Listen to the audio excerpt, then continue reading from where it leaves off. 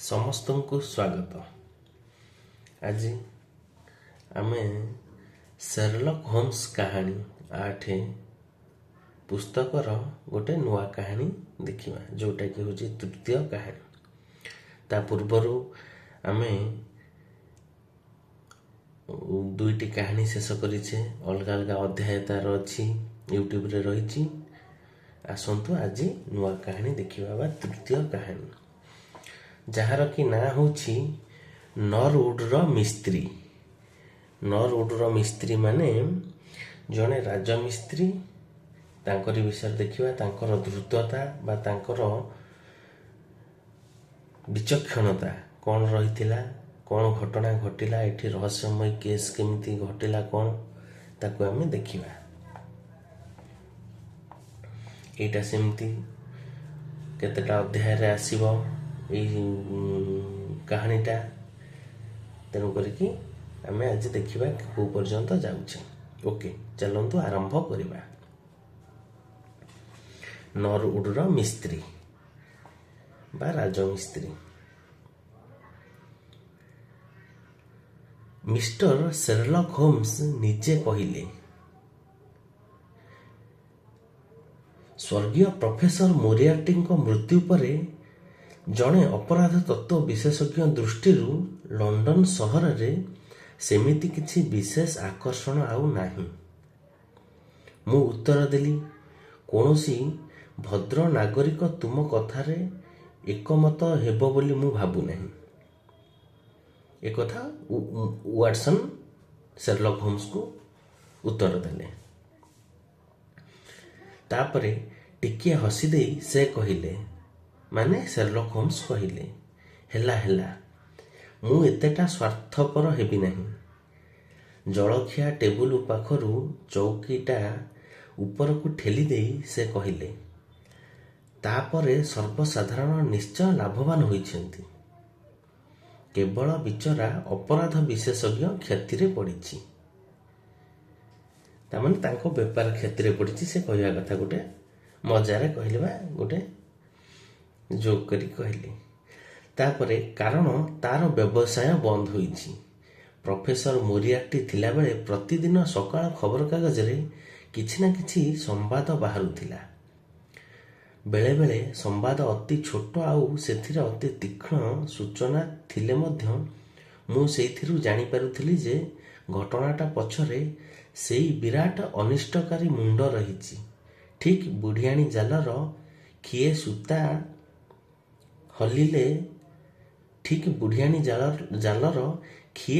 ହଲିଲେ କ'ଣ ଯାଏ ଯେ ଜାଲର ମଝିରେ ଜଣାଯାଏ ଯେ ଜାଲର ମଝିରେ ବୁଢ଼ିଆଣୀ ଛପି ରହିଛି। ଛୋଟକାଟିଆ ଚୋରା, ଉତ୍ସୃଙ୍ଖଳ ମାଡ଼ଗୋଳ, ଉଦ୍ଦେଶ୍ୟହୀନ ଗଣ୍ଡଗୋଳ ଛଡ଼ା ଆଉ କିଛି ନାହିଁ।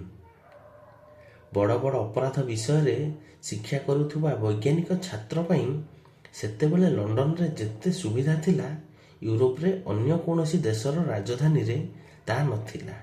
କିନ୍ତୁ ଏବେ, ତାପରେ ମୁଁ ଯେଉଁ ସମୟ କଥା କହୁଛି ସେତେବେଳକୁ ହୋମ୍ସ ଫେରିବାର କିଛି ଦିନ ହୋଇଥାଏ। ଏଟା ୱାଟସନ୍ କହୁଛନ୍ତି, ହେଲା। ତାଙ୍କ ଅନୁରୋଧରେ ମୁଁ ମୋ ଡାକ୍ତରୀ ବ୍ୟବସାୟ ବିକ୍ରି କରିଦେଇ ତାଙ୍କ ସାଥିରେ ବେକର ଷ୍ଟ୍ରିଟ୍ର ସେଇ ପୁରୁଣା ଘରେ ରହୁଥାଏ। ଭର୍ଣ୍ଣର ନାଁରେ ଜଣେ ଯୁବକ ତାଙ୍କର କେନ୍ସିଂଟନରେ ଥିବା ମୋ ବ୍ୟବସାୟ କିଣି ନେଇଥିଲେ। ଆଶ୍ଚର୍ଯ୍ୟ କଥା ହେଲା, ମୁଁ ଯେଉଁ ଅଧିକା ଦାମ କହିଲି ସେ ବିନା ଦ୍ୱିଧାରେ ଦେଇଦେଲେ। କଥାଟା ମୁଁ ପରେ ବୁଝିପାରିଲି। ଜାଣିଲି ଭର୍ଣ୍ଣର ହୋମ୍ସଙ୍କର ଜଣେ ଦୂର ସମ୍ପର୍କୀୟ ବନ୍ଧୁ, ଆଉ ପଇସାଟା ମୋ ବନ୍ଧୁ ହୋମ୍ସ ହିଁ ତାଙ୍କୁ ଦେଇଥିଲେ।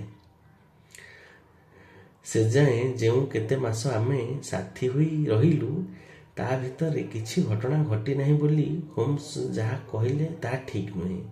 କାରଣ ମୋ ନୋଟ୍ ଖାତାରୁ ମୁଁ ଦେଖିବାକୁ ପାଇଛି ଯେ ସେ ସମୟରେ ଭୂତପୂର୍ବ ରାଷ୍ଟ୍ରପତି ମରିଲୋଙ୍କ ଘଟଣା ଆଉ ମଧ୍ୟ ହଲାଣ୍ଡର ଜାହାଜ ଫ୍ରିଜଲ୍ୟାଣ୍ଡର ମର୍ମନ୍ତୁଦ ଘଟଣା ଘଟିଥିଲା। ଶେଷ ଘଟଣାରେ ଆମେ ପ୍ରାୟ ଆମର ଜୀବନ ହରାଇ ବସିଥିଲୁ, କିନ୍ତୁ ହୋମ୍ସଙ୍କର ଧୀର ଆଉ ଦାମ୍ଭିକ ସ୍ୱଭାବ ସର୍ବସାଧାରଣଙ୍କଠାରୁ ଅଭିନନ୍ଦନ ପାଇବା ବିରୁଦ୍ଧରେ। ତାଙ୍କର କାର୍ଯ୍ୟ ପଦ୍ଧତି, ତାଙ୍କର ସଫଳତା ବିଷୟରେ ଆଉ କିଛି କହିବା ପାଇଁ ସେ ମୋତେ ଖୁବ୍ ଦୃଢ଼ ଭାବେ ମନା କରିଦେଇଥିଲେ। ଏହି କଟକଣାଟା ଏବେ ମାତ୍ର ଉଠି ଯାଇଛି।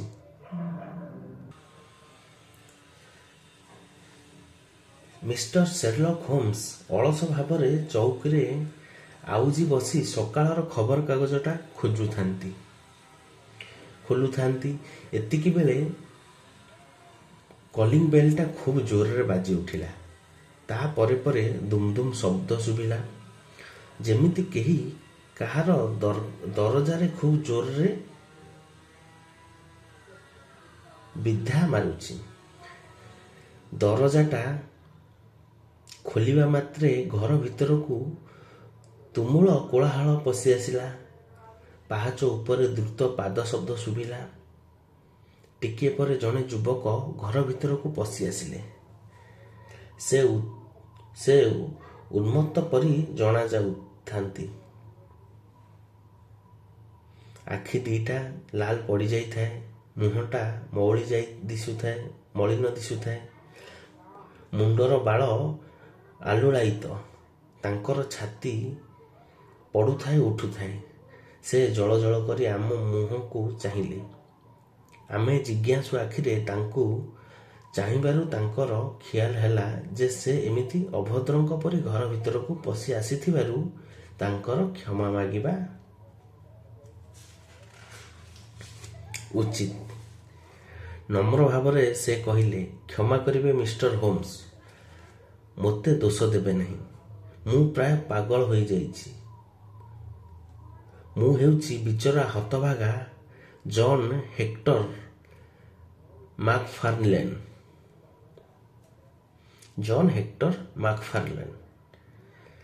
ସତେ ଯେମିତି ଆମେ ତାଙ୍କ ଆସିବାର କାରଣ ଆଉ ଢଙ୍ଗ ବିଷୟରେ ସବୁ ବୁଝିଯିବୁ, ସେଇମିତି ସେ କଥା ପଦକ କହିଦେଲେ।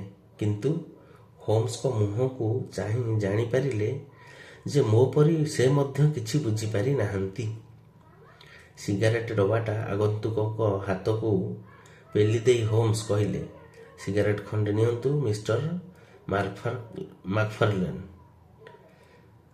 ଆପଣଙ୍କ ଲକ୍ଷଣରୁ ମୁଁ ଜାଣିପାରୁଛି ଯେ ମୋ ବନ୍ଧୁ ଡାକ୍ତର ୱାଟସନ୍ ଆପଣଙ୍କୁ କୌଣସି ବେଦନାନାଶକ ଔଷଧ ଖାଇବା ପାଇଁ ଉପଦେଶ ଦେବେ। ଏଇ ଗଲା କେତେ ଦିନ ହେଲା ପାଗ ଅତି ଗରମ ହେଉଛି। ଏଥର ଆପଣ ଯଦି ଟିକିଏ ସୁସ୍ଥ ଅନୁଭବ କରୁଛନ୍ତି, ସେଇ ଚୌକିରେ ବସନ୍ତୁ ଆଉ ଆମକୁ ଧୀର ସ୍ଥିର ଭାବେ କୁହନ୍ତୁ ଆପଣ କିଏ ଆଉ କ'ଣ ଚାହାନ୍ତି। ଆପଣ ନିଜ ନାଁଟା କହିଦେଲେ ସତେ ଯେମିତି ସେତିକିରୁ ମୁଁ ଆପଣଙ୍କୁ ଜାଣିପାରିବି। କିନ୍ତୁ ସତ କହୁଛି, ମୁଁ କେବଳ ଜାଣୁଛି ଯେ ଆପଣ ଅବିବାହିତ ଜଣେ ଆଇନଜୀବୀ, ଫ୍ରିମାସନ୍ ସୋସାଇଟିର ଜଣେ ସଭ୍ୟ ଆଉ ଜଣେ ଆଜ୍ମା ରୋଗୀ। ୟା ଛଡ଼ା ଆପଣଙ୍କ ବିଷୟରେ ମୁଁ ଆଉ କିଛି ଜାଣେ ନାହିଁ। ତାପରେ ମୁଁ ମୋ ବନ୍ଧୁଙ୍କ ପଦ୍ଧତି ସହିତ ପରିଚିତ। ୱାଟସନ୍ କଥା କହୁଛନ୍ତି। ମୁଁ ମୋ ବନ୍ଧୁଙ୍କ ପଦ୍ଧତି ସହିତ ପରିଚିତ, ତେଣୁ ତାଙ୍କ ଅନୁଶୀଳନ ସବୁ ବୁଝିବା ମୋ ପକ୍ଷେ କଷ୍ଟକର ହେଲା ନାହିଁ। ଭଦ୍ରଲୋକଙ୍କ ଅପରିଷ୍କାର ପୋଷାକ, ଆଇନ ସଂକ୍ରାନ୍ତୀୟ କାଗଜ ବିଡ଼ା, ହାତ ଘଡ଼ି ଆଉ ପ୍ରଖର ନିଶ୍ୱାସ ଲକ୍ଷ୍ୟ କରି ସେ କଥା ଜାଣିପାରିଥିଲେ। ଆମ ମହକିଲ କିନ୍ତୁ ଆଶ୍ଚର୍ଯ୍ୟ ହୋଇ ଆମ ଆଡ଼େ ଚାହିଁ ରହିଲେ। ତାପରେ, ହଁ, ଆପଣ ଯାହା କହିଲେ ସବୁ ଠିକ୍। ତା ଛଡ଼ା ବର୍ତ୍ତମାନ ମୁଁ ଲଣ୍ଡନରେ ସବୁଠୁ ହତଭାଗା ଲୋକ ମିଷ୍ଟର ହୋମ୍ସ। ଦୟାକରି ମୋତେ ନିରାଶ କରନ୍ତୁ ନାହିଁ। ସେମାନେ ଯଦି ମୋତେ ଆରେଷ୍ଟ କରିବାକୁ ଆସନ୍ତି, ତେବେ ମୁଁ ମୋ କଥା ଆପଣଙ୍କ ଆଗରେ ଶେଷ କରିବା ଯାଏଁ ତାଙ୍କଠୁ ସମୟ ନେବେ। ତାହାହେଲେ ପ୍ରକୃତ ସତ କଥା ମୁଁ ଆପଣଙ୍କ ଆଗରେ କହିପାରିବି। ଆପଣ ମୋ ପାଇଁ କାମ କରୁଛନ୍ତି ବୋଲି ଜାଣିଲେ ମୁଁ ଫାଶୀ ଯିବାକୁ ବି ପ୍ରସ୍ତୁତ। ଏକଥା ସେ ଆଗନ୍ତୁକ ଲୋକ କହିଲେ ବା ମାକ୍ଫାର୍ଲେନ୍ କହିଲେ। ତାପରେ ଆପଣଙ୍କୁ ଆରେଷ୍ଟ କରିବେ। ଏଇଟା ତ ଖୁବ୍ ଚମତ୍କାର। କେଉଁ ଅପରାଧରେ ଆପଣ ଆରେଷ୍ଟ ହେବେ ବୋଲି ଭୟ କରୁଛନ୍ତି? ଲୋୟର ନରୁଡର ମିଷ୍ଟର ଜୋନାସ୍ ଓଲ୍ଡାକରଙ୍କୁ ହତ୍ୟା କରିବା ଅଭିଯୋଗରେ। ଲୋୟର ନରୁଡର ମିଷ୍ଟର ଜୋନାସ୍ ଓଲ୍ଡାକରଙ୍କୁ ହତ୍ୟା କରିବା ଅଭିଯୋଗରେ।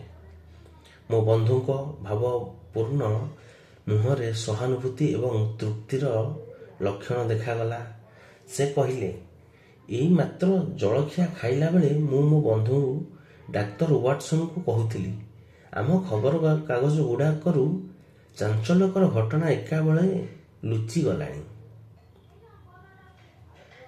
ଦୈନିକ ଟେଲିଗ୍ରାଫ କାଗଜଟା ସେ ଯାଏ ହୋମ୍ସଙ୍କ ଆଣ୍ଠୁ ଉପରେ ପଡ଼ିଥାଏ। ଆଗନ୍ତୁକ ଥରିଲା ହାତଟା ଆଡ଼କୁ ବଢ଼ାଇ କାଗଜଟା ନେଇ କହିଲେ, ଆପଣ ଯଦି ଏ କାଗଜଟା ଦେଖିଥାନ୍ତେ ତେବେ ଜାଣିଥାନ୍ତେ ଏଡ଼େ ସକାଳୁ ମୁଁ ଆପଣଙ୍କ ପାଖକୁ କାହିଁକି ଆସିଛି। ମୋତେ ଜଣାଯାଉଛି ଯେମିତି ପ୍ରତି ଲୋକ ମୁହଁରେ ମୋ ନାଁ ଆଉ ମୋ ଦୁର୍ଭାଗ୍ୟ କଥା। କାଗଜଟା ଓଲଟାଇ ସେ ମଝି ପୃଷ୍ଠାଟା ବାହାର କରି କହିଲେ, ଏଇଠି ଖବରଟା ଆଉ ଅନୁମତି ଦେଲେ ମୁଁ ଆପଣଙ୍କୁ ପଢ଼ି ଶୁଣାଇବି। ଶୁଣନ୍ତୁ ମିଷ୍ଟର ହୋମ୍ସ। ଶିରୋନାମାର ଲେଖା ହେଲା, ଲୋୟର ନରୁଡରେ ରହସ୍ୟଜନକ ଘଟଣା। ଜଣାଶୁଣା ମିସ୍ତ୍ରୀଙ୍କର ଅନ୍ତର୍ଦ୍ଧାନ, ହତ୍ୟା ଓ ଘରପୋଡ଼ିର ସନ୍ଦେହ। ହତ୍ୟାକାରୀକୁ ଧରିବା ପାଇଁ ଗୋଟାଏ ସୂତ୍ର। ସେମାନେ ଏହି ସୂତ୍ରକୁ ଧରିଛନ୍ତି ମିଷ୍ଟର ହୋମ୍ସ। ମୁଁ ଜାଣେ ସେ ସୂତ୍ର ନିର୍ଭୁଲ ଭାବେ ମୋରି ଆଡ଼କୁ ଆସିବ। ଲଣ୍ଡନ ବ୍ରିଜ ଷ୍ଟେସନରୁ ମୋ ପଛରେ ଲୋକେ ଲାଗିଛନ୍ତି। ମୁଁ ନିଶ୍ଚିନ୍ତ ସେମାନେ କେବଳ ମୋ ଆରେଷ୍ଟ ୱାରେଣ୍ଟକୁ ଅପେକ୍ଷା କରିଛନ୍ତି। ତାହାହେଲେ ମୋ ମା ବିଚାରୀର ଛାତି ଫାଟିଯିବ। ସେ ସନ୍ଦେହର ଯନ୍ତ୍ରଣାରେ ଛଟପଟ ହେଲା ପରି ଜଣାଗଲେ। ତାହେଲେ ସେ ଯେଉଁ ନରୁଡର ମିସ୍ତ୍ରୀଙ୍କର ରହସ୍ୟମୟ ମୃତ୍ୟୁ ଘଟଣା ଶୁଣାଯାଇଛି, କିନ୍ତୁ ଏଠି ଆମେ ଦେଖିବା କାହାଣୀରେ କ'ଣ ଘଟଣା ଘଟିଛି ପ୍ରକୃତରେ। ଦୋଷୀ କିଏ ଆଉ ନିର୍ଦ୍ଦୋଷ କିଏ। ତାପରେ ମୁଁ ଖୁବ୍ ଆଗ୍ରହର ସହିତ ଏଇ ଭଦ୍ରଲୋକଙ୍କୁ ଚାହିଁ ରହିଲି। ଗୋଟାଏ ଅପରାଧ କରିଥିବା ଦୋଷରେ ତାଙ୍କୁ ଅଭିଯୁକ୍ତ କରାଯାଇଛି। ସେ ବେଶ୍ ସୁନ୍ଦର, ମୁଣ୍ଡର ବାଳ ଛଣ ପଟ ପରି, ନୀଳ ଆଖି ଦୁଇଟି ଭୟଭୀତ। ତାଙ୍କ ବୟସ ପ୍ରାୟ 27 ହୋଇଥିବ। ତାଙ୍କର ପୋଷାକ ଆଉ ଢଙ୍ଗଢାଙ୍ଗ ଭଦ୍ରଲୋକ ପରି। ତାଙ୍କର ପତଳା ଓଭରକୋଟ୍ ପକେଟରୁ ତାଙ୍କ ଦସ୍ତଖତ ଥିବା କାଗଜ ବିଡ଼ାଟା ଉପରକୁ ଦେଖାଯାଉଥିଲା। ସେଇଥିରୁ ତାଙ୍କର ବ୍ୟବସାୟ କ'ଣ ଜଣାଯାଉଥିଲା। ହୋମ୍ସ କହିଲେ, ଆମ ହାତରେ ଯେତିକି ସମୟ ଅଛି ଆମେ ତା'ର ସଦ୍ବ୍ୟବହାର କରିବା ଉଚିତ। ୱାଟସନ୍, ତୁମେ ଦୟାକରି କାଗଜଟା ନେଇ ଏ ବିଷୟରେ ଯେଉଁ ପାରାଟା ଲେଖା ଅଛି ସେଟା ପଢ଼। ତାପରେ ଆମ ମହକିଲ ପଢ଼ିଥିବା କଡ଼ା ଶିରୋନାମା ତଳେ ଲେଖାଥିବା ପାରାରେ ଯାହା ବର୍ଣ୍ଣନା କରାଯାଇଥିଲା ମୁଁ ସେଟା ପଢ଼ିଲି। ଗଲା ରାତି ଶେଷ ଆଡ଼କୁ ବା ଆଜି ସକାଳେ ଲୋୟର ନରଉଡରେ ଗୋଟେ ଘଟଣା ଘଟିଯାଇଛି। ଅନୁମାନ କରାଯାଏ ତାହା ଏକ ଗୁରୁତର ଅପରାଧ। ମିଷ୍ଟର ଜୋନାମ ଓଲ୍ଡାକର ସେ ଅଞ୍ଚଳର ଜଣେ ଜଣାଶୁଣା ଅଧିବାସୀ। ଅନେକ ବର୍ଷ ଧରି ସେଇଠି ସେ ତାଙ୍କର ମିସ୍ତ୍ରୀ ବ୍ୟବସାୟ କରି ଆସିଛନ୍ତି। ମିଷ୍ଟର ଓଲ୍ଡାକର ଅବିବାହିତ। ତାଙ୍କର ବୟସ 52 ବର୍ଷ। ସିଡେନହାମ ରୋଡର ଶେଷ ମୁଣ୍ଡରେ ଡିପଡେନ୍ ନାମକ ଘରେ ସେ ରହନ୍ତି। ସେ ଜଣେ ଖିଆଲି ଲୋକ, ଗୋପନଶୀଳ ଆଉ ନିରୋଳା ରହିବାକୁ ଭଲ ପାଆନ୍ତି ବୋଲି ଜଣା। କେତେ ବର୍ଷ ହେଲା ସେ ବସ୍ତୁତଃ ବ୍ୟବସାୟ ଛାଡ଼ି ଦେଇଥିଲେ। ଏହି ବ୍ୟବସାୟରୁ ସେ ଯଥେଷ୍ଟ ଧନ ଉପାର୍ଜନ କରିପାରିଥିଲେ। ତାଙ୍କ ଘର ପଛ ପାଖରେ ଏବେ ବି ଗୋଟେ ଛୋଟ କାଠଗୋଲା ଅଛି। କାଲି ରାତି 12ଟା ବେଳେ ଗୋଟାଏ ଗଦା କାଠରେ ନିଆଁ ଲାଗିବା ଆହୁରି ହେଲା। ଦମକଳ ସଙ୍ଗେ ସଙ୍ଗେ ଘଟଣାସ୍ଥଳରେ ପହଞ୍ଚିଗଲା, କିନ୍ତୁ ଶୁଖିଲା କାଠଗୁଡ଼ା ହୁ ହୁ ହୋଇ ଜଳି ଉଠିଲା। ନିଆଁ ଲିଭାଇବା ଅସମ୍ଭବ ହୋଇପଡ଼ିଲା। ପୁରା ଗଦାଟା ପୋଡ଼ି ପାଉଁଶ ହୋଇଗଲା। ଏ ଯାଏ ଘଟଣାଟା ଦୈବକ୍ରମେ ଘଟିଲା ପରି ଜଣାଯାଉଥିଲା, କିନ୍ତୁ ଆଉ କେତେକ ସୂଚନାରୁ ଜଣାଗଲା ଯେ ଏହା ଏକ ଗୁରୁତର ଅପରାଧ। ନିଆଁ ଲାଗିବା ଜାଗାରେ ମାଲିକଙ୍କର ଅନୁପସ୍ଥିତିରେ ବିସ୍ମୟ ପ୍ରକାଶ ପାଇଲା। ତାଙ୍କର ସନ୍ଧାନ ନିଆଗଲା। ତାମାନେ ସେ ମିସ୍ତ୍ରୀଙ୍କର ସନ୍ଧାନ ନିଆଗଲା। ଦେଖାଗଲା ସେ ଘରେ ମଧ୍ୟ ନାହାନ୍ତି। ତାଙ୍କ ରୁମ୍ ପରୀକ୍ଷା କରି ଦେଖିବାରେ ଜଣାଗଲା ସେ ବିଛଣାରେ ମୋଟେ ଶୋଇନାହାନ୍ତି। ଘରେ ଥିବା ଗୋଟେ ଲୁହା ସିନ୍ଦୁକ ଖୋଲା। ଗୁଡ଼ାଏ ଗୁରୁତ୍ୱପୂର୍ଣ୍ଣ କାଗଜ ଘରେ ବିଞ୍ଛାଡ଼ି ହୋଇ ପଡ଼ିଛି। ଘର ଭିତରେ ଜୀବନ ମୂର୍ଚ୍ଛା ଧସ୍ତାଧସ୍ତିର ସଂକେତ ମଧ୍ୟ ଥିଲା। ସାମାନ୍ୟ ରକ୍ତ ଛିଟା ଚିହ୍ନ ମଧ୍ୟ ଦେଖିବାକୁ ମିଳିଲା। ଖଣ୍ଡେ ଓକ୍ କାଠର ବାଡ଼ିର ମୁଠାରେ ରକ୍ତ ଲାଗିଥିଲା। ଜଣାଯାଇଛି ଯେ ରାତିରେ ବିଳମ୍ବରେ ମିଷ୍ଟର ଜୋନାସଙ୍କ ଶୋଇବା ଘରକୁ ଜଣେ ଅତିଥି ଆସିଥିଲେ। ଘରୁ ମିଳିଥିବା ବାଡ଼ି ଖଣ୍ଡ ଏଇ ଅତିଥିଙ୍କର ବୋଲି ଜଣାଯାଇଛି।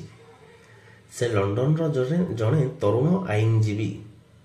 ତାଙ୍କ ନାଁ ଜନ୍ ହେକ୍ଟର ମାକ୍ଫାର୍ଲେନ୍। ତାମାନେ ଏଇ ଯେଉଁ ଯୁବକ ଆସିଥିଲେ ସେଇ ତାଙ୍କରି ବିଷୟ। 427 ଗ୍ରେସାମ୍ ବିଲ୍ଡିଂରେ ଥିବା ଗ୍ରାହାମ ଆଣ୍ଡ ମାକ୍ଫାର୍ଲେନ୍ର ସେ ସାନ ଅଂଶୀଦାର। ପୋଲିସର ବିଶ୍ୱାସ ଯେ ତାଙ୍କ ହାତରେ ଯାହା ସବୁ ପ୍ରମାଣ ଅଛି ସେଥିରୁ ଜଣାଯାଉଛି ହତ୍ୟା କରିବା ପଛରେ ନିଶ୍ଚିତ ଉଦ୍ଦେଶ୍ୟ ଅଛି। ମୋ ଉପରେ ଘଟଣାଟା ଆହୁରି ଚାଞ୍ଚଲ୍ୟକର ହେବା ନିଃସନ୍ଦେହ। ମୋଟ ଉପରେ ଘଟଣାଟା ଆହୁରି ଚାଞ୍ଚଲ୍ୟକର ହେବା ନିଃସନ୍ଦେହ। ତାପରେ ଲେଖାଥିଲା, ଶୁଣାଯାଏ ମିଷ୍ଟର ଜନ୍ ହେକ୍ଟର ମାକ୍ଫାର୍ଲେନ୍ଙ୍କୁ ହତ୍ୟା ଅଭିଯୋଗରେ ଆରେଷ୍ଟ କରାଯାଇଛି। ଏଇଟା ଅତ୍ୟନ୍ତ ନିଶ୍ଚିତ ଯେ ତାଙ୍କୁ ଆରେଷ୍ଟ କରିବା ପାଇଁ ୱାରେଣ୍ଟ ଜାରି କରାଯାଇଛି। ନରଉଡରେ ଅନୁସନ୍ଧାନ କରିବାରେ ଆହୁରି କେତେକ ଦୂରାଭିସନ୍ଧିମୂଳକ ତଥ୍ୟ ଜଣାପଡ଼ିଛି। ହତଭାଗା ମିସ୍ତ୍ରୀଙ୍କ ଶୋଇବା ଘରେ ଧସ୍ତାଧସ୍ତିର ସଂକେତ ଛଡ଼ା ଦେଖାଯାଇଛି ଯେ ଘରର ଝରକାଗୁଡ଼ା ଖୋଲା ଥିଲା। କୌଣସି ମୋଟା ଜିନିଷକୁ ସେଇ ଖୋଲା ଝରକା ବାଟେ ଘୋଷାଡ଼ି କାଠଗଦା ପାଖକୁ ନିଆଯାଇଛି। ପାଉଁଶ ଭିତରୁ କଳା ପଡ଼ିଯାଇଥିବା କେତେକ ମଣିଷ ଅଙ୍ଗ ମିଳିଛି।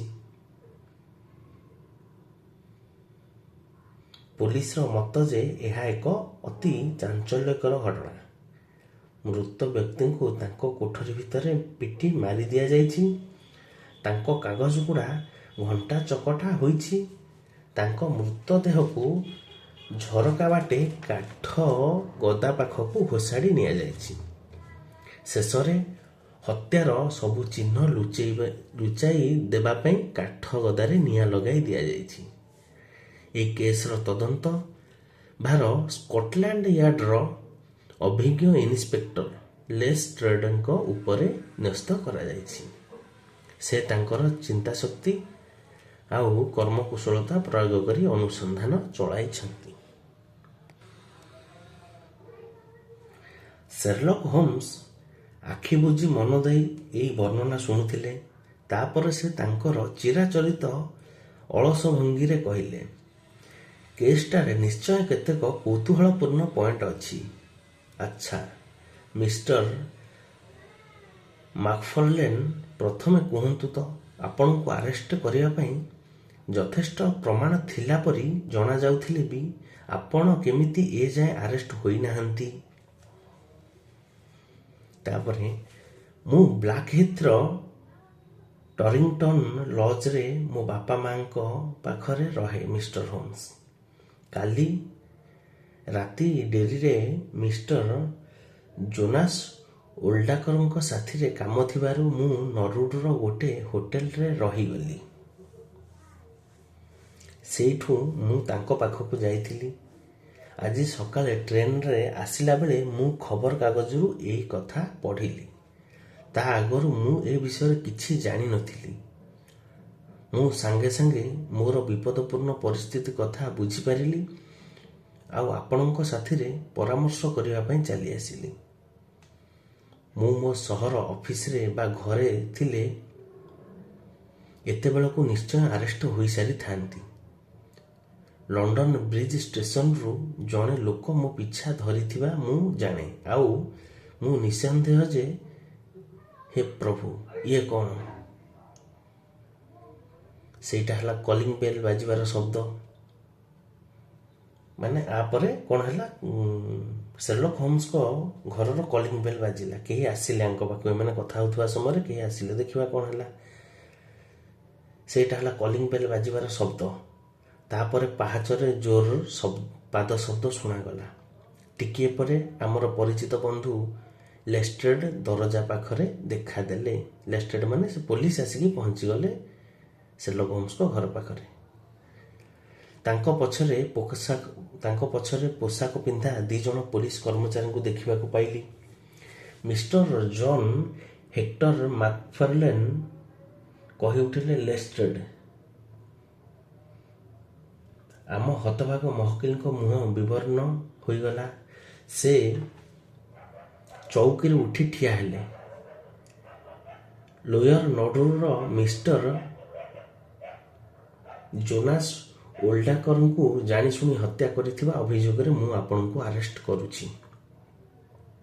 ତାପରେ ମାକ୍ଫାର୍ଲେନ୍ ହତାଶା ଭଙ୍ଗୀରେ ଆମ ଆଡ଼କୁ ଚାହିଁଲେ। ତାପରେ ଲଥ୍ କରି ପୁଣି ଚୌକିଟାରେ ବସି ପଡ଼ିଲେ। ସେ ପୂରାପୂରି ଭାଙ୍ଗି ପଡ଼ିଥାନ୍ତି। ହୋମ୍ସ କହିଲେ, 1 ମିନିଟ୍ ଲେଷ୍ଟ୍ରେଡ୍, ଅଧଘଣ୍ଟାଏ ଡେରି ହେଲେ ତୁମର କିଛି ଅସୁବିଧା ହେବ ନାହିଁ ତ? ଏଇ ଭଦ୍ରଲୋକ ଏଇ ଚାଞ୍ଚଲ୍ୟକର ଘଟଣା ବିଷୟ ଆମକୁ କହିବାକୁ ବସିଥିଲେ।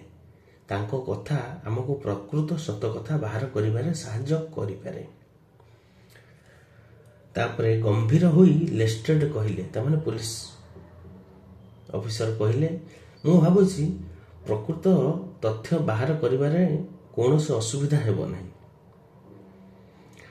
ତାପରେ ତଥାପି ତୁମେ ଅନୁମତି ଦେଲେ ମୁଁ ତାଙ୍କ କଥା ଶୁଣିବି। ତାପରେ ଦେଖ ମିଷ୍ଟର ହୋମ୍ସ, ତୁମକୁ କିଛି କଥା ମନା କରିବା ମୋ ପକ୍ଷରେ ଅସମ୍ଭବ, କାରଣ ତୁମେ କେତେଥର ଆମକୁ ସାହାଯ୍ୟ କରିଛ। ତେଣୁ ଆମେ ତୁମ ପାଖରେ କୃତଜ୍ଞ। କିନ୍ତୁ ତା ସଙ୍ଗେ ସଙ୍ଗେ ମୁଁ କହୁଛି, ମୁଁ ବନ୍ଦୀ ପାଖେ ପାଖେ ରହିବି ଆଉ ସେ ଯାହା କହିବେ ତାକୁ ତାଙ୍କ ବିରୁଦ୍ଧରେ ପ୍ରୟୋଗ କରାଯାଇପାରେ। ଆମ ମହକିଲ କହିଲେ, ମୁଁ ଆଉ କିଛି ଅଧିକା ଚାହେଁ ନାହିଁ। କେବଳ ଆପଣମାନେ ମୋ କଥା ଶୁଣନ୍ତୁ ଆଉ ପ୍ରକୃତ କଥା ବୁଝନ୍ତୁ। ହାତ ଘଣ୍ଟାକୁ ଚାହିଁ ଲେଷ୍ଟ୍ରେଡ୍ କହିଲେ, ହଉ, ମୁଁ ଆପଣଙ୍କୁ ଅଧଘଣ୍ଟାଏ ସମୟ ଦେଉଛି। ମାକ୍ଫାର୍ଲେନ୍ କହିଲେ, ପ୍ରଥମେ ମୁଁ ଆପଣଙ୍କୁ କହି ରଖେ ଯେ ମିଷ୍ଟର ଜୋନାସ୍ ଓଲ୍ଡାକରଙ୍କ ବିଷୟରେ ମୁଁ କିଛି ଜାଣିନଥିଲି। ଅବଶ୍ୟ ତାଙ୍କ ନାଁଟା ମୋର ଜଣାଶୁଣା, କାରଣ କେତେ ବର୍ଷ ଆଗେ ମୋ ବାପା ମାଙ୍କ ସାଥିରେ ତାଙ୍କର ଚିହ୍ନା ପରିଚିତ ଥିଲା। କାଲି ଉପରବେଳା 3ଟା ସମୟରେ ସେ ଯେତେବେଳେ ଆସି ମୋ ଅଫିସରେ ପହଞ୍ଚିଲେ, ମୁଁ ଆଶ୍ଚର୍ଯ୍ୟ ହୋଇଗଲି। ଆହୁରି ଆଶ୍ଚର୍ଯ୍ୟ ହେଲି ସେ ଯେତେବେଳେ ତାଙ୍କ ଆସିବାର କାରଣ ମୋତେ କହିଲେ। ସେ କେତେ ଖଣ୍ଡ କାଗଜ ହାତରେ ଧରିଥିଲେ। ସେଥିରେ କିଛି ଲେଖା ଥିଲା। ସେ କାଗଜଗୁଡ଼ା ଏଇ ମୋ ପାଖରେ ଅଛି।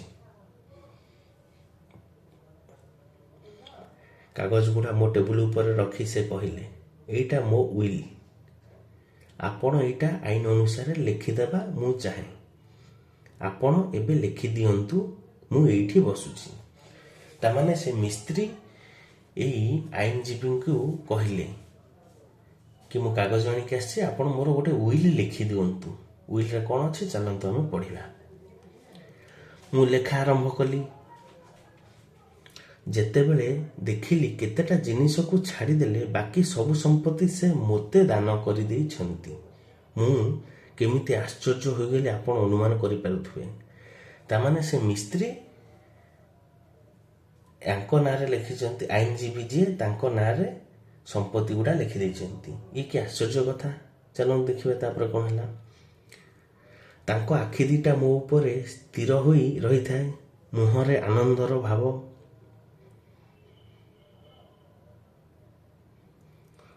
ଉଇଲଟାର ସର୍ତ୍ତଗୁଡ଼ିକ ପଢ଼ି ମୁଁ ନିଜେ ନିଜକୁ ବିଶ୍ୱାସ କରିପାରିଲି ନାହିଁ। କିନ୍ତୁ ସେ ବୁଝାଇ କହିଲେ ଯେ ସେ ଅବିବାହିତ, ତାଙ୍କର କେହି ବନ୍ଧୁବାନ୍ଧବ ନାହାନ୍ତି। ତାଙ୍କ ଯୁବକ ବୟସରେ ସେ ମୋ ବାପା ମାଆଙ୍କୁ ଭଲ ଭାବେ ଜାଣନ୍ତି। ମୁଁ ଜଣେ ଉପଯୁକ୍ତ ତରୁଣ, ଆଉ ତାଙ୍କ ସମ୍ପତ୍ତି ମୋ ହାତରେ ଦେଲେ ତାହା ଯୋଗ୍ୟ ଲୋକ ପାଖକୁ ଯିବ। ମୁଁ ଖନେଇ ଖନେଇ କେବଳ ଧନ୍ୟବାଦ ଦେଲି, ଜଣାଇଲି। ଉଇଲ୍ ଯଥାଚିତ ଲେଖା ସରିଲା। ମୋ ଅଫିସ କିରାଣୀ ସେଥିରେ ସାକ୍ଷୀ ପଡ଼ିଲେ। ଏଇ ନୀଳ କାଗଜଟା ସେ ଉଇଲ୍ ଆଉ ଏ କାଗଜଟା ତାହାର ରଫ୍ ଲେଖା। ମିଷ୍ଟର ଜୋନାସ୍ ଓଲ୍ଡାକର ମୋତେ କହିଲେ ଯେ ବନ୍ଧକୀ ଦଲିଲ ଘର ଉଡ଼ା ଦଲିଲ ଇତ୍ୟାଦି ଆହୁରି ଅନେକ ଦଲିଲ ଅଛି। ମୁଁ ସେଗୁଡ଼ା ଦେଖିବା ଆଉ ବୁଝିବା ଦରକାର। ସବୁ କାମ ଶେଷ ନ ହେବା ଯାଏଁ ତାଙ୍କ ମନ ସ୍ଥିର ହେବ ନାହିଁ। ତେଣୁ ସେଦିନ ରାତିରେ ଉଇଲଟା ଧରି ତାଙ୍କ ଘରକୁ ଯିବା ପାଇଁ ମୋତେ କହିଲେ। ଏଇଠି ତାଙ୍କ ମିସ୍ତ୍ରୀ ଡକେଇଛନ୍ତି ଘରକୁ। ଦେଖନ୍ତୁ କେତେ ରହସ୍ୟ କରିବେ ଦେଖିବା। ମୋତେ ସାବଧାନ କରିଦେଇ କହିଲେ, ଦେଖ ବାପା, ସବୁ କଥା ଶେଷ ନ ହେଲା ଯାଏଁ ତୁମ ବାପା ମାଆଙ୍କୁ ଏ ବିଷୟରେ ପଦେ ହେଲେ କହିବ ନାହିଁ। ଆମେ ଶେଷରେ ତାଙ୍କୁ ବିସ୍ମିତ କରିଦେବା। ତାମାନେ ତାଙ୍କୁ ସରପ୍ରାଇଜ ଦେବେ ବୋଲିକି ମିସ୍ତ୍ରୀ କହୁଛନ୍ତି ୟାଙ୍କୁ। ଏଇ କଥାଟା ଉପରେ ସେ ଖୁବ୍ ଜୋର ଦେଲେ ଆଉ ମୋତେ ଶପଥ କରିବାକୁ କହିଲେ। ତାପରେ ଆପଣ ନିଶ୍ଚୟ ଜାଣିପାରୁଥିବେ ମିଷ୍ଟର ହୋମ୍ସ, ମୁଁ ତାଙ୍କ କୌଣସି କଥାକୁ ମନା କରିପାରିଲି ନାହିଁ। ସେ ମୋର ଉପକାରୀ, ଆଉ ସେ ଯାହା ଚାହିଁଲେ ତାହା କରିବାକୁ ମୁଁ କୁଣ୍ଠିତ ହେବା କଥା ନୁହେଁ। ତେଣୁ ମୁଁ ଘରକୁ ଗୋଟେ ଟେଲିଗ୍ରାମ ପଠାଇଦେଲି ଯେ ମୋର ବିଶେଷ ଗୁରୁତର କାମ ଅଛି, ରାତି କେତେବେଳ ଘରକୁ ଫେରିବି କହି ହେଉନାହିଁ। ରାତି 9ଟା ବେଳେ ତାଙ୍କ ଘରେ ଖିଆପିଆ କରିବା ପାଇଁ ମିଷ୍ଟର ଓଲ୍ଡାକର ମୋତେ କହିଥିଲେ, କାରଣ ତା ଆଗରୁ ସେ ଘରକୁ ଫେରି ନ ପାରନ୍ତି। ତାଙ୍କ ଘର ପାଇବାରେ ଟିକେ ଅସୁବିଧା ହେଲା, ତେଣୁ ମୋର ଡେରି ହୋଇଗଲା। ମୁଁ ତାଙ୍କ ଘରେ ପହଞ୍ଚିଲା ବେଳକୁ ପ୍ରାୟ 9:30 ହୋଇଗଲା। ଦେଖିଲି ସେ ଏଠି ଟିକେ ରୁହନ୍ତୁ, ହୋମ୍ସ କହିଲେ। କବାଟ କିଏ ଖୋଲିଲା? ହୋମ୍ସ ପଚାରୁଛନ୍ତି ସେ ଆଇନଜୀବୀକି, କବାଟଟା କିଏ ଖୋଲିଲା ଯେତେବେଳେ ଆପଣ ପହଞ୍ଚିଲେ ମିସ୍ତ୍ରୀଙ୍କ ଘରେ? ତାପରେ ସେ କହୁଛନ୍ତି, ଜଣେ ମଧ୍ୟବୟସ୍କା ସ୍ତ୍ରୀ ଲୋକ। ମୁଁ ଭାବିଲି ସେ ତାଙ୍କ ଘରର ବୁଝାସୁଝା କରୁଥିବେ, ଚାକରାଣୀ। ଆଉ ମୁଁ ଭାବୁଛି ସେ ଆପଣଙ୍କ ନାଁଟା କହିଥିବେ। ହଁ, ହଉ ଏଥର କୁହନ୍ତୁ। ସେଇ ସ୍ତ୍ରୀ ଲୋକ ମୋତେ ଗୋଟେ ବଖରାକୁ କଢ଼େଇ ନେଲେ। ସେଠି ଖାଇବା ପାଇଁ ବଢ଼ା ହୋଇଥିଲା। ଖାଇବା ପରେ ମିଷ୍ଟର ଜୋନାସ୍ ଓଲ୍ଡାକର ମୋତେ ତାଙ୍କ ଶୋଇବା ଘରକୁ ଡାକି ନେଲେ। ସେ ଘରେ ଗୋଟେ ବଡ଼ ଲୁହା ସିନ୍ଦୁକ ଥିଲା। ସେଇଟା ଖୋଲି ସେ ଗୁଡ଼ାଏ କାଗଜପତ୍ର ବାହାର କଲେ। ଆମେ ସାଥୀ ହୋଇ ସେଗୁଡ଼ା ସବୁ ଦେଖିଲୁ। ପ୍ରାୟ 11ଟାରୁ 12ଟା ଭିତରେ ଆମ କାମ ସରିଲା। ସେ କହିଲେ, ଚାକରାଣୀକୁ ଆଉ ଉଠାଇବା ଭଲ ହେବ ନାହିଁ। ତେଣୁ ସେ ନିଜେ ଖୋଲା ଝରକା ବାଟେ ମୋତେ ବାହାରେ ଛାଡ଼ି ଦେଇ ଗଲେ। ଝରକାଟା ବରାବର ଖୋଲା ଥିଲା।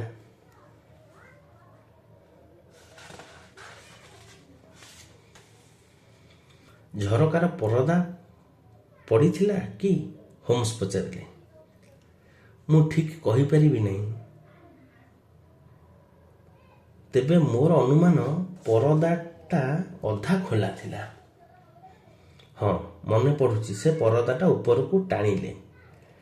ମୁଁ ମୋ ବାଡ଼ିଟା ପାଇଲି ନାହିଁ। ସେ କହିଲେ, ହଉ, କିଛି ଚିନ୍ତା କର ନାହିଁ, ଏଣିକି ମୁଁ ତ ତୁମକୁ ସବୁବେଳେ ଦେଖିବି ଆଉ। ମୁଁ ବାଡ଼ିଟା ରଖିଥିବି, ତୁମେ ଆସିଲେ ନେଇଯିବ। ମୁଁ ତାଙ୍କୁ ସେଇଠି ଛାଡ଼ି ଆସିଲି। ସିନ୍ଦୁକଟା ଖୋଲା ଥିଲା ଆଉ କାଗଜ ବିଡ଼ାଗୁଡ଼ା ଟେବୁଲ ଉପରେ ଥୁଆ ହୋଇଥିଲା। ରାତି ଖୁବ୍ ଡେରି ହୋଇଯାଇଥିଲା, ତେଣୁ ମୁଁ ବ୍ଲାକହିଥ୍ ଯାଇପାରିବି ନାହିଁ। ମୁଁ ରାତିଟା ଆଦରଲି ଆର୍ମସରେ କଟେଇଲି। ଆଜି ସକାଳେ ଏଇ ଦାରୁଣ ସମ୍ବାଦ କଥା ପଢ଼ିବା ଆଗରୁ ମୁଁ ଆଉ କିଛି ଜାଣିନାହିଁ। ଏକଥା କହୁଥିଲେ ସେ ଆଇନଜୀବୀ ଯୁବକ। ତାପରେ ଏ ଭିତରେ ଲେଷ୍ଟ୍ରେଡଙ୍କ ଆଖିପତା 2-4 ଥର ଉପରକୁ ଉଠିବାରେ ମୁଁ ଲକ୍ଷ୍ୟ କରିଛି। ସେ କହିଲେ, ତୁମେ ଆଉ କିଛି ପଚାରିବାକୁ ଚାହଁ ମିଷ୍ଟର ହୋମ୍ସ? ମୁଁ ବ୍ଲାକହିଥ୍ ନ ଯିବା ଯାଏ ଆଉ କିଛି ନାହିଁ। ତାମାନେ ତୁମେ ନରଉଡ୍ କଥା କହୁଛ? ନିଶ୍ଚୟ, ସେଥିରେ ସନ୍ଦେହର କିଛି କାରଣ ନାହିଁ। ହୋମ୍ସଙ୍କ ମୁହଁରେ ତାଙ୍କର ସେଇ ଦୁର୍ବୋଧ୍ୟ ହସ। ଲେଷ୍ଟ୍ରେଡ୍ ନିଜର ଅନୁଭୂତିରୁ ଜାଣନ୍ତି ଯେ ତାଙ୍କ ପକ୍ଷରେ ଯାହା ଦୁର୍ବୋଧ୍ୟ ଆଉ ଦୁର୍ଗମ, ସେଇଠି ହୋମ୍ସଙ୍କର ତୀକ୍ଷ୍ଣ ମସ୍ତିଷ୍କ ସହଜରେ କାମ କରିପାରେ। ଦେଖିଲି ସେ ଖୁବ୍ କୌତୂହଳରେ ମୋ ବନ୍ଧୁଙ୍କ ଆଡ଼କୁ ଚାହିଁଛନ୍ତି। ଶେଷରେ ସେ କହିଲେ, ତୁମ ସାଥିରେ ମୁଁ ଟିକିଏ କଥାବାର୍ତ୍ତା କରିବା ଦରକାର ମିଷ୍ଟର ହୋମ୍ସ। ହଁ, ମିଷ୍ଟର ମାକ୍ଫାର୍ଲେନ୍, ସେଇଠି 2 ଜଣ କନଷ୍ଟେବଳ ଅଛନ୍ତି ଆଉ ବାହାରେ ଗୋଟେ ଗାଡ଼ି ଅପେକ୍ଷା କରିଛି। ବିଚରା ହତଭାଗା ତରୁଣ ଶେଷ ଥର ପାଇଁ ଆମ ଆଡ଼କୁ କରୁଣ ଦୃଷ୍ଟିରେ ଚାହିଁ ଘରୁ ବାହାରିଗଲେ। କନଷ୍ଟେବଳ 2 ଜଣ ତାଙ୍କୁ ଗାଡ଼ି ପାଖକୁ ନେଇଗଲେ, କିନ୍ତୁ ଲେଷ୍ଟ୍ରେଡ୍ ଆମ ପାଖରେ ରହିଲେ। ହୋମ୍ସ ଉଇଲର ରଫ୍ ଲେଖା କାଗଜଗୁଡ଼ାକ ନେଇ ଦେଖୁଥାନ୍ତି। ତାଙ୍କ ମୁହଁରେ ଖୁବ୍ ଆଗ୍ରହର ଲକ୍ଷଣ। ଲେଷ୍ଟ୍ରେଡଙ୍କ ଆଡ଼କୁ କାଗଜଗୁଡ଼ା ପେଲିଦେଇ ସେ କହିଲେ, ଏଇ ଦଲିଲଟା ବିଷୟରେ କେତେଗୁଡ଼ାଏ ପଏଣ୍ଟ ଅଛି ଲେଷ୍ଟ୍ରେଡ୍, ନା କ'ଣ? ଲେଷ୍ଟ୍ରେଡ୍ କାଗଜଗୁଡ଼ା ଦେଖି ଟିକିଏ ଘାବରେଇ ଗଲା ପରି ଜଣାଗଲା। ସେ କହିଲେ, ପ୍ରଥମ କେତେ ଧାଡ଼ି, ଦ୍ୱିତୀୟ ପୃଷ୍ଠାର ମଝିରୁ କେତେ ଧାଡ଼ି ଆଉ ଶେଷ 1-2 ଧାଡ଼ି ମୁଁ ବେଶ୍ ପଢ଼ିପାରୁଛି। ସେ ଲେଖା ଛାପା ଅକ୍ଷର ପରି ବେଶ୍ ପରିଷ୍କାର। ବାକି ଲେଖାଗୁଡ଼ା ଭଲ ଅକ୍ଷର ନୁହେଁ।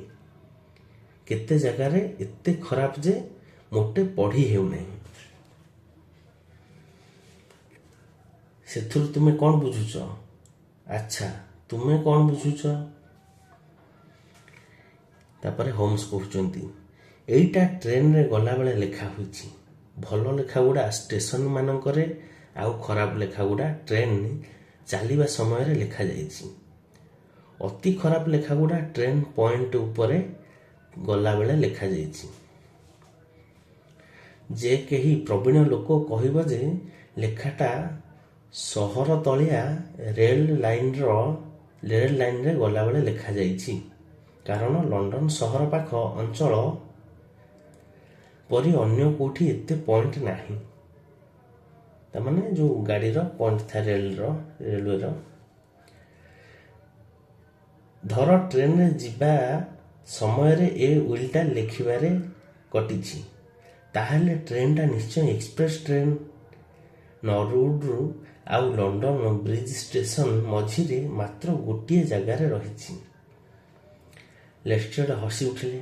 କହିଲେ, ମିଷ୍ଟର ହୋମ୍ସ, ତୁମେ ଯେତେବେଳେ ତୁମର ଅନୁମାନ ଆରମ୍ଭ କର, ମୁଁ କିଛି ବୁଝିପାରେ ନାହିଁ।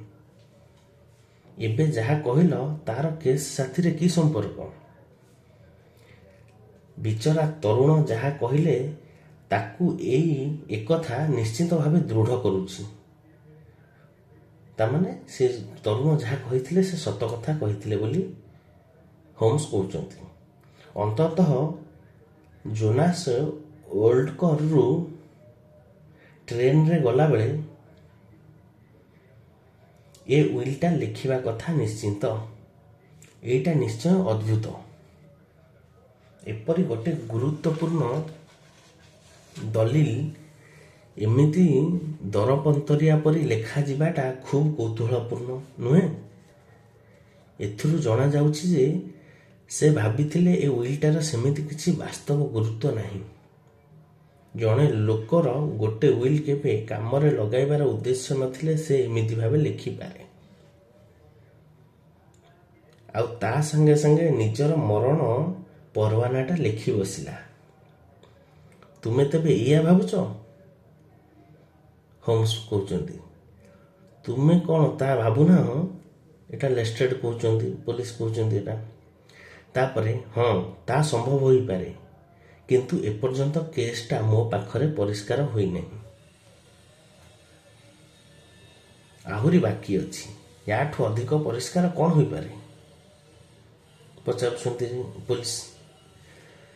ତାପରେ ଜଣେ ତରୁଣ ହଠାତ୍ ଜାଣିଲା ଯେ ଯଦି ଜଣେ ବୟସ୍କ ଲୋକ ମରିଯାଏ ସେ ଗୁଡ଼ାଏ ସମ୍ପତ୍ତିର ଅଧିକାରୀ ହେବ। ସେ କ'ଣ କରିବ? ସେ କାହାକୁ କିଛି ନ କହି ସେଇ ରାତିରେ କିଛି ଗୋଟେ ଆଳ କରି ତା ମହକିଲ ସାଥିରେ ସାକ୍ଷାତ କରିବାକୁ ଯାଇଛି। ଘରେ ଥିବା ଅନ୍ୟ ଏକମାତ୍ର ଲୋକ ଶୋଇବା ଯାଏ ଅପେକ୍ଷା କରିଛି। ତାପରେ ସେଇ ଲୋକର ନିର୍ଜନ ଘରେ ତାକୁ ହତ୍ୟା କରିଛି। କାଠଗଦାରେ ମଲା ଦେହଟାକୁ ପକାଇ ପୋଡ଼ି ଦେଇ ପାଖରେ ଥିବା କୌଣସି ହୋଟେଲକୁ ଚାଲିଯାଇଛି। ଘର ଭିତରେ ଆଉ ବାଡ଼ିରେ ଲାଗିଥିବା ରକ୍ତ ଦାଗ ଅତି ସାମାନ୍ୟ। ଘର ଭିତରେ ଆଉ ଯେଉଁ ବାଡ଼ିଟାରେ ଲାଗିଥିଲା। ସମ୍ଭବତଃ ସେ ଭାବିଛି ଯେ ଏ ହତ୍ୟାର ରକ୍ତପାତ ହୋଇନାହିଁ। ଆଉ ଯଦି ମଲା ଦେହଟାକୁ ପୋଡ଼ି ଦିଆଯାଏ ତେବେ ହତ୍ୟାର କିଛି ଚିହ୍ନ ରହିବ ନାହିଁ। ଏସବୁ କ'ଣ ପରିଷ୍କାର ଜଣାଯାଉନାହିଁ? ଏକଥା ପୋଲିସ ଅଫିସର କହୁଛନ୍ତି। ଏ କଥା ସବୁ ତାପରେ ଦେଖିବା କ'ଣ ହେଲା। ମୁଁ ଭାବୁଛି କଥାଟା ଅବଶ୍ୟ କିଛିଟା ପରିଷ୍କାର ଜଣାଯାଉଛି। ହେଲେ ଲେଷ୍ଟ୍ରେଡ୍, ତୁମର ଅନ୍ୟାନ୍ୟ ଗୁଣ ସାଥିରେ ତୁମେ ଚିନ୍ତା ଶକ୍ତି ବଢ଼ାଇ ପାରୁନାହ। ଥରେ ସେଇ ତରୁଣ ଜାଗାରେ ନିଜକୁ ରଖି ଚିନ୍ତା କର। ୱିଲ୍ଟା ଯେଉଁଦିନ ଲେଖା ଥିଲା ଠିକ୍ ସେଇ ରାତିଟାକୁ ତୁମେ ହତ୍ୟା ପାଇଁ କେବେ ଠିକ୍ କରିଥାନ୍ତ କି? ଦୁଇଟା ଯାକ ଘଟଣା ଏତେ ଲାଗି ଲାଗି କରିବାଟା ବିପଦପୂର୍ଣ୍ଣ ବୋଲି ଜଣାଯାଇ ନଥାନ୍ତା କି? ତାପରେ ଜଣେ ଚାକର ତୁମକୁ ଘର ଭିତରକୁ କଢ଼େଇ ନେଇଛି, ଆଉ ତୁମେ ଘରେ ଥିବା କଥା ସେ ଜାଣେ। ଏଭଳି ପରିସ୍ଥିତିରେ ତୁମେ ଏ କାମ କରିଥାନ୍ତ କି? ଶେଷରେ ମଲା ଦେହଟାକୁ ଲୁଚାଇବାକୁ ଏତେ କଷ୍ଟ କରିଥାନ୍ତ, ଅଥଚ ନିଜ ବାଡ଼ି ଖଣ୍ଡ ଛାଡ଼ି ଆସି ତୁମ ଅପରାଧର ଗୋଟେ ସଙ୍କେତ ରଖିଦେଇ ଆସିଥାନ୍ତ କି? ଏଇସବୁ ନିହାତି ଅସମ୍ଭବ ଆଉ ଅସ୍ୱାଭାବିକ ବୋଲି ତୁମେ ନିଶ୍ଚୟ ସ୍ୱୀକାର କରିବ ଲେଷ୍ଟ୍ରେଡ୍। ଏକଥା ସେର୍ଲକ୍ ହୋମ୍ସ ଲେଷ୍ଟ୍ରେଡ୍କୁ କହିଲେ। କି ଏତେ ଘଟଣା ଘଟିଛି ଯଦି ଜଣେ ଜାଣିକି କେମିତି ଏକଥା କରିଦେଇ ଆସିବ ବା ଛାଡ଼ି ଦେଇକି ଆସିବ ତାର ସଙ୍କେତ, ଅପରାଧର ସଙ୍କେତ। ତେଣୁକରି କ'ଣ ହେଲା ଦେଖିବା। ବାଡ଼ିଟା କଥା ଯାହା କହିଲ ମିଷ୍ଟର ହୋମ୍ସ, ତୁମେ ଜାଣ ଆଉ ମୁଁ ବି ଜାଣେ, ଜଣେ ଅପରାଧୀ ବେଳେବେଳେ ଏମିତି ବିଚଳିତ ହୋଇଯାଏ ଯେ ଜଣେ ସୁସ୍ଥମନା ଲୋକ ଯାହା ଏଡ଼େଇ ଦେବ ସେ ତାହା କରି ବସିଥାଏ। ସେ ଘର ଭିତରକୁ ଫେରିବାକୁ ନିଶ୍ଚୟ ଭୟ କରିଥିବ। ଘଟଣା ସହିତ ଖାପ ଖାଇଲା ଭଳି ଆଉ କିଛି କୁହ। ଏଇଭଳି ଅଧଡଜନ ତଥ୍ୟ ମୁଁ ଦେଇପାରିବି। ଉଦାହରଣ ସ୍ୱରୂପ ଏଇ ଗୋଟେ କଥା ମୁଁ କହୁଛି, ସେଇଟା ଖୁବ୍ ସମ୍ଭବ ଆଉ ସ୍ୱାଭାବିକ। ବୟସ୍କ ଭଦ୍ରଲୋକ କେତେ ଗୁଡ଼ାଏ ଦଲିଲ ପତ୍ର ଦେଖାଉଛନ୍ତି। ସେଗୁଡ଼ା ଯଥେଷ୍ଟ ମୂଲ୍ୟବାନ। କେହି ବାରବୁଲା ଲୋକ ସେବାଟେ ଗଲାବେଳେ ଝରକା ବାଟେ ସେ ଦଲିଲ ଦେଖିପାରିଛି, କାରଣ ଝରକାର ପରଦା ଅଧା ଖୋଲା ଥିଲା। ଓକିଲ ଘରୁ ବାହାରି ଗଲେ ଆଉ ସେ ବାରବୁଲା ଘରେ ପଶିଲା, ଦେଖିଲା ବାଡ଼ିଟାଏ ପଡ଼ିଛି, ସେଇଥିରେ ଓଲ୍ଡାକରଙ୍କୁ ହତ୍ୟା କରି ମଲା ଦେହଟାକୁ ପୋଡ଼ି ଦେଇ ଚାଲିଯାଇଛି। ସେ ମଲା ଦେହଟାକୁ ପୋଡ଼ିବ କାହିଁକି? ମାକଫାର୍ଲେନ୍ ସେଇଟାକୁ ପୋଡ଼ିବେ କାହିଁକି? ତାମାନେ ଆଙ୍କ ଭିତରେ କଥା କଟାକଟି ଚାଲିଛି, ସେର୍ଲକ୍ ହୋମ୍ସ ଆଉ ପୋଲିସ ଲେଷ୍ଟ୍ରେଡ୍ଙ୍କ ଭିତରେ। ଏ ଡିଟେକ୍ଟିଭ୍, ସେ ପୋଲିସ। ପ୍ରମାଣ ଲୋପ କରିବା ପାଇଁ, ବୋଧହୁଏ କୌଣସି ହତ୍ୟା ହୋଇନାହିଁ ବୋଲି ପ୍ରମାଣ କରିବା ସେ ବାରବୁଲାର ଉଦ୍ଦେଶ୍ୟ ଥିବ। ସେ କୌଣସି ଜିନିଷ ନେଲା ନାହିଁ କାହିଁକି? କାରଣ ସେ କାଗଜ ଗୁଡ଼ାକ ସେ କିଛି କାମରେ ଲଗାଇ ପାରିବ ନାହିଁ। ଲେଷ୍ଟ୍ରେଡ୍ ଏପଟ ସେପଟ ମୁଣ୍ଡ ହଲାଇଲେ। ଅବଶ୍ୟ ତାଙ୍କ ହାବଭାବରୁ ଜଣାଗଲା, ତାଙ୍କ ମତରେ ସେ ଆଗ ପରି ସେତେ ନିଶ୍ଚିନ୍ତ ନୁହନ୍ତି। ତାମାନେ ଆଗରୁ ଯାହା ଭାବୁଥିଲେ ସେ କି ଦୋଷୀ ଏଇ ବ୍ୟକ୍ତି, କିନ୍ତୁ ଏବେ ଦେଖୁଛନ୍ତି ନାଇଁ, ଅନ୍ୟ ବାଟ ବି ଅଛି ବା ଅନ୍ୟ କେହି ବି ହୋଇପାରେ। ତାପରେ କ'ଣ ହେଲା ଦେଖିବା। ଅବଶ୍ୟ ତାଙ୍କ ଓକେ, ଆଜି ପାଇଁ ଏତିକି ଥାଉ। ଆମେ ନେକ୍ସଟ ଏପିସୋଡ଼ରେ ବା ପର ଅଧ୍ୟାୟରେ ଦେଖିବା ତାପରେ କ'ଣ ହେଲା ଘଟଣା ରହସ୍ୟର। ଏଇଟା ଗୋଟେ ବଡ଼ ଷ୍ଟୋରି ଅଛି, ଭଲ ଷ୍ଟୋରି ବହୁତ। ଓକେ, ପର କ୍ଲାସ୍ରେ ଆମେ ଦେଖିବା, ପର ଅଧ୍ୟାୟରେ ଆମେ ଦେଖିବା ତାପରେ କ'ଣ ହେଲା। ଏତିକିରେ ରହୁଛି, ଧନ୍ୟବାଦ।